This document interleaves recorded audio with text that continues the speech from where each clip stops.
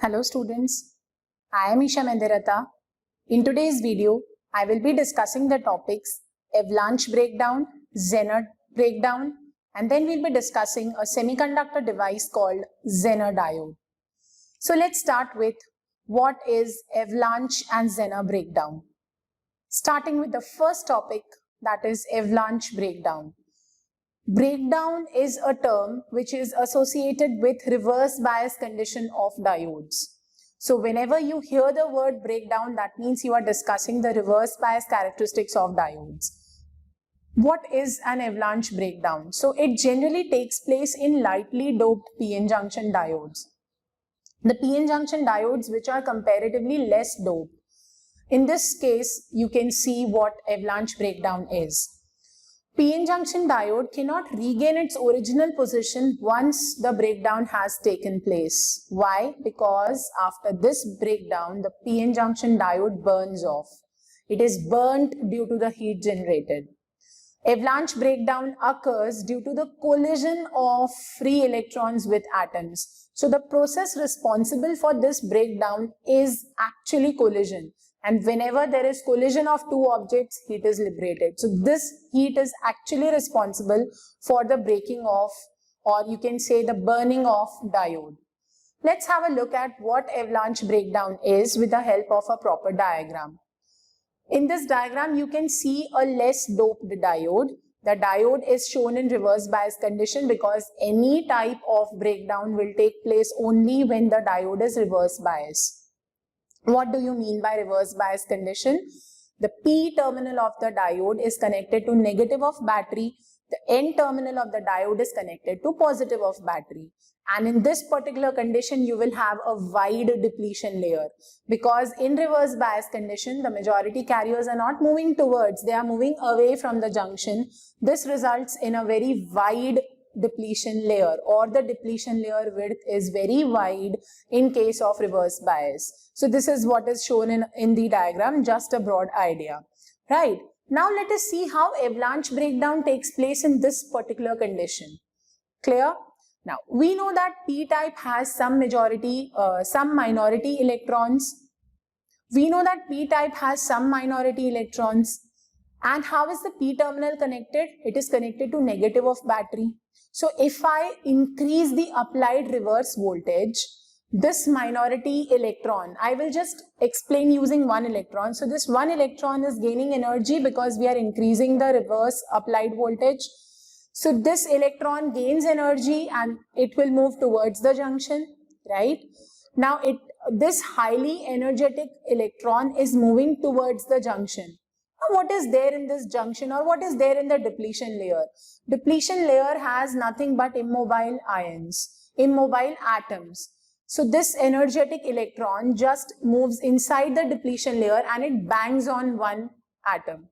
When it collides with one atom, it releases one more electron, or I would say colliding with the atom, it frees one more electron. So initially there was only one, but now there are two electrons with energy. Now these two electrons moving ahead will collide with two atoms. They will release two more electrons. So one gave us two, two gave us four. Now these four will give us four more. So now there will be 8. So can you just see the chain formed 1 to 2, 2 to 4, 4 to 8, 8 to 16. This is how the minority carriers are multiplying. If the minority carriers are multiplying, means current is increasing. But at the same time, what is happening? Each time the electron collides with the atom, it generates heat. And there is a multiple or a chain reaction. 1 collides with 1, 2 collide with 2. Then there are 4. 4 will collide with 4. So each and every time there is a collision, there is a heat generated, and this heat leads to burning of diode. This is what is the meaning of avalanche breakdown. You will get current, but at the same time your diode won't be used more because it will get burnt off, right? So I would say in this case the minority carriers are increasing due to the collision of free electrons with the atoms, thus generating heat. Let's have a look at this entire process in the form of a small summary. So I have reverse voltage increases. So when this reverse voltage increases, this will increase the kinetic energy of the minority carriers, that is electrons. Electrons will collide with the atoms and this will impart energy to the valence electrons. So they just bang on the atoms and release electrons.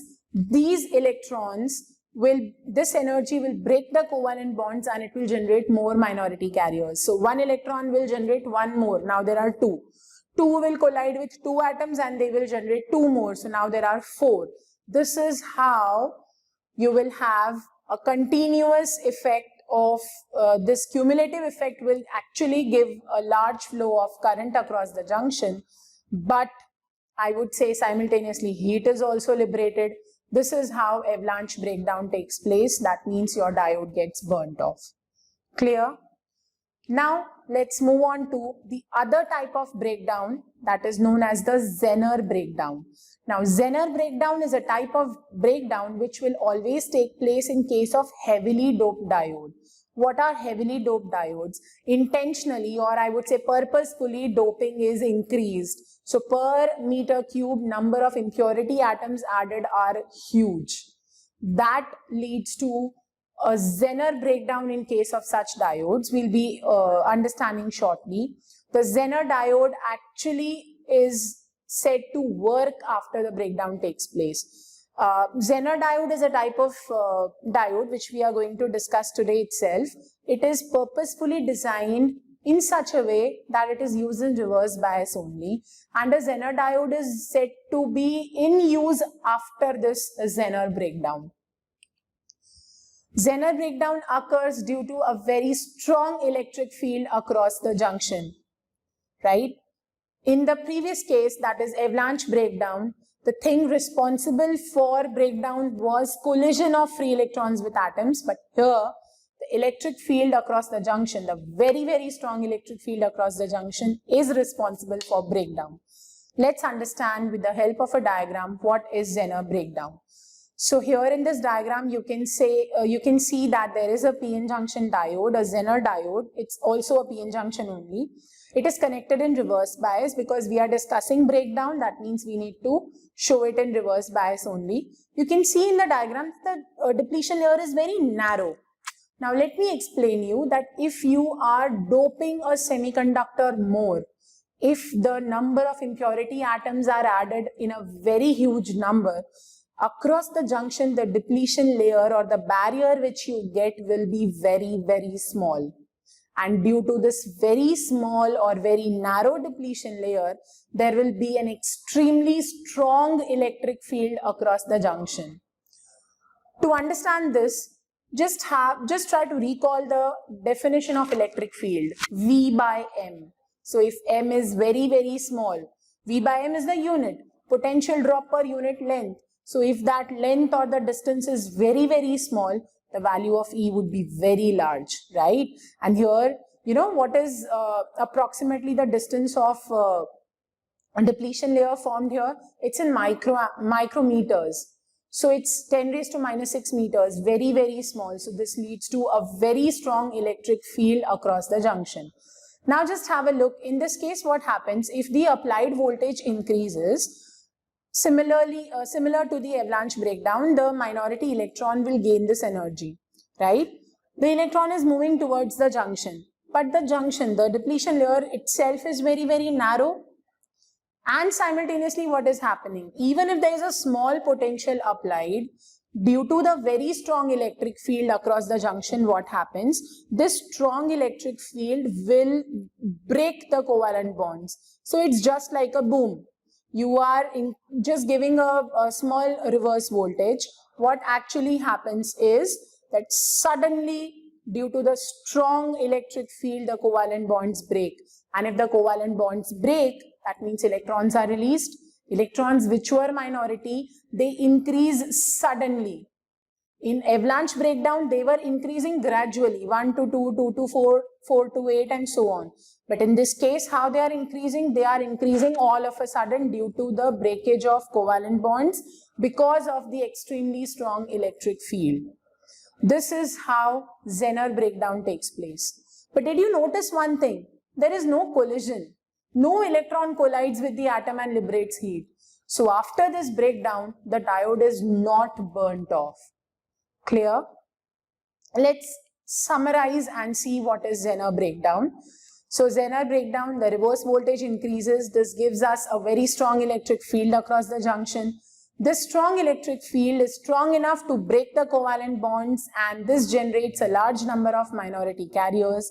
This cumulative effect continues and a large or a very huge amount of current flows across the junction. This is what is known as the Zener breakdown. Now let's have a look at a graph of both the breakdowns that we have discussed, that is avalanche and Zener. So because we are discussing the graph of breakdown, that means we'll be considering the graph in the third quadrant, the reverse characteristics. So you have reverse current along the negative y and reverse voltage across the negative x. And just have a look at the graph.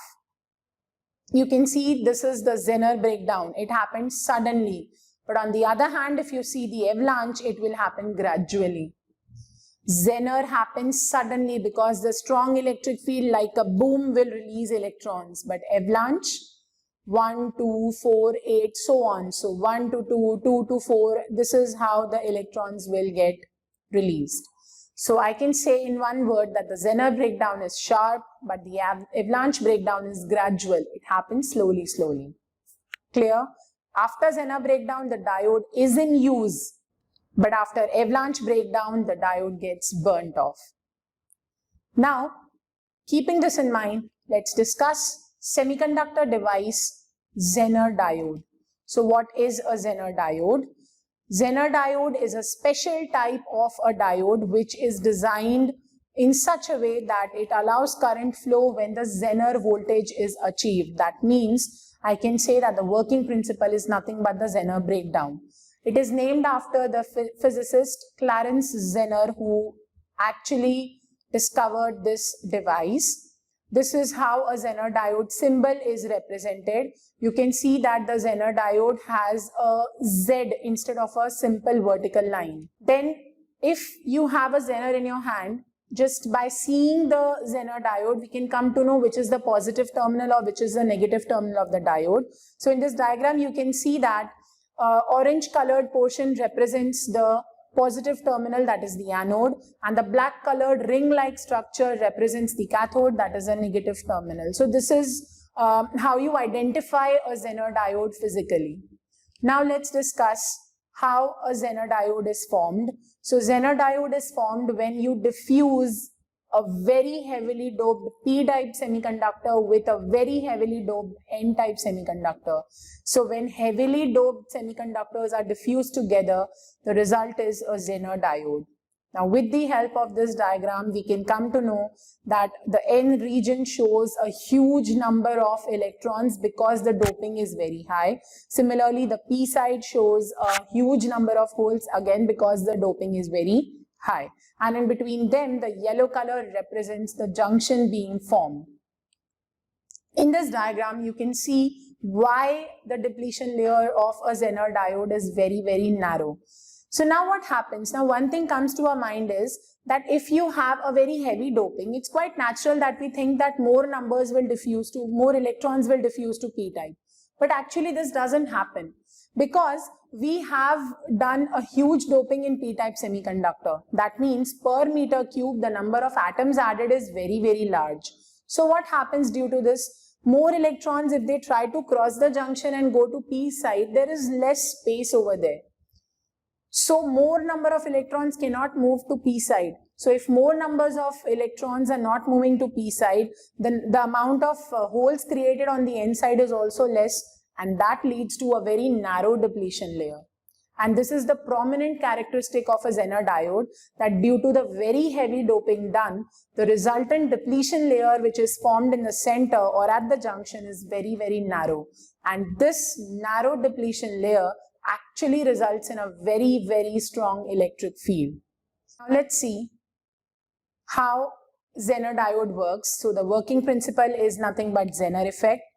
It is a typical electrical breakdown which occurs when the electric field enables tunneling of electrons from valence to conduction band, leading to a large number of majority charge carriers, which increases the reverse current. So we have seen few minutes back what is Zener breakdown.